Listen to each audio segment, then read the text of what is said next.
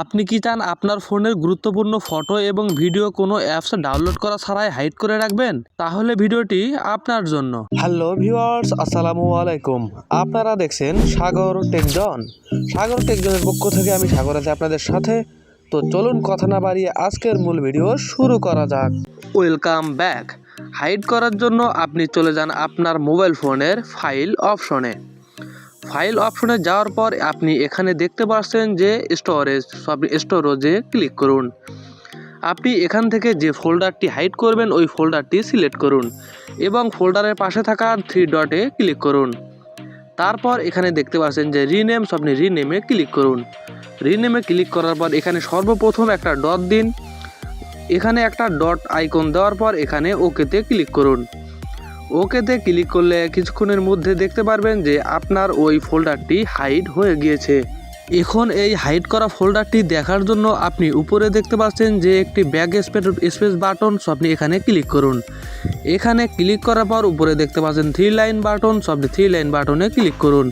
তারপর এখান থেকে সেটিংসে ক্লিক করুন। সেটিংসে ক্লিক করার পর এখানে দেখতে পাচ্ছেন যে শো হিডেন ফাইলস, আপনি এইটি অন করে দিন। এইটি অন করে দিলে তারপর আপনি আবার সেমভাবে ব্যাক স্পেস বাটনে ক্লিক করুন।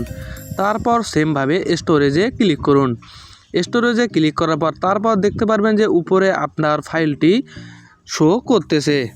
আপনি এইভাবে যে কোনো ফাইল হাইড করতে পারেন। সো এবার দেখাবো স্টেপ নাম্বার 2। এবার আপনি সেমভাবে আপনার মোবাইল ফোনের গ্যালারি বা অ্যালবাম অপশনে চলে যান। গ্যালারি বা অ্যালবাম অপশনে যাওয়ার পর যেই ফটোটি হাইড করবেন সেই ফটোটি সিলেক্ট করুন। তারপর এখানে নিচে দেখতে পাচ্ছেন 3 ডটে ক্লিক করুন।